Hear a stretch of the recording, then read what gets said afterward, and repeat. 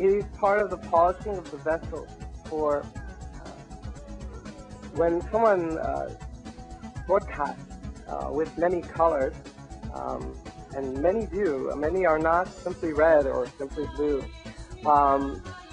the resonance of the message and the recognition of the message is altered by the perception of the resonance perception of the individual who's receiving the message.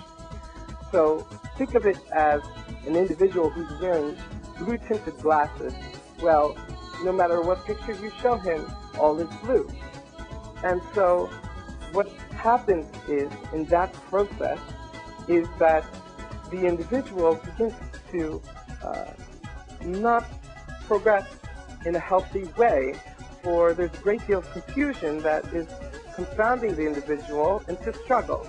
And sooner or later they begin to realize, hey, I'm attracting this frustration into my life. What is it that's doing it? And in a point of humility, they see the true light and they say, hey, what was that? That was something different than what I see. Oh goodness, I'm wearing blue-tinted glasses. I see everything through blue. Well, now I know the lesson. I will remove the blue tint.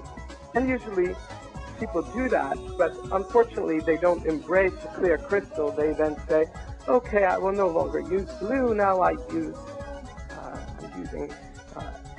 going to go to the opposite extreme, and I only have green color glasses. And so these struggles that occur are healthy. We're not going backwards and forwards. We are going in a spiral that is headed like a cone into oneness. A good analogy would be, in a country, you'll see that they elect conservatives and then liberal and then conservatives and then liberal, and it looks like no progress is being made at all. But if you look at it through the long term, you'll realize that the Liberal Party is not the Liberal Party that was before, and the Conservative Party is not the Conservative Party that was before. And so therefore, all is slowly coalescing to oneness. And in a similar fashion, within a community, the individuals that feel struggle, those individuals need to go back and review the messages that were said to them or were spoken to them, or whatever feelings that they felt were transmitted to them when they felt that they were injured or slighted or not recognized in appropriate coordinates to ascend. And they need to reach alignment and then reread those messages.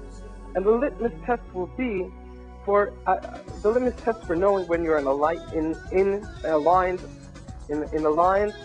oneness is think of the individual that has wronged you the most in your life, and then send out love to that individual. And if you can do that, then you are in oneness, you are aligned.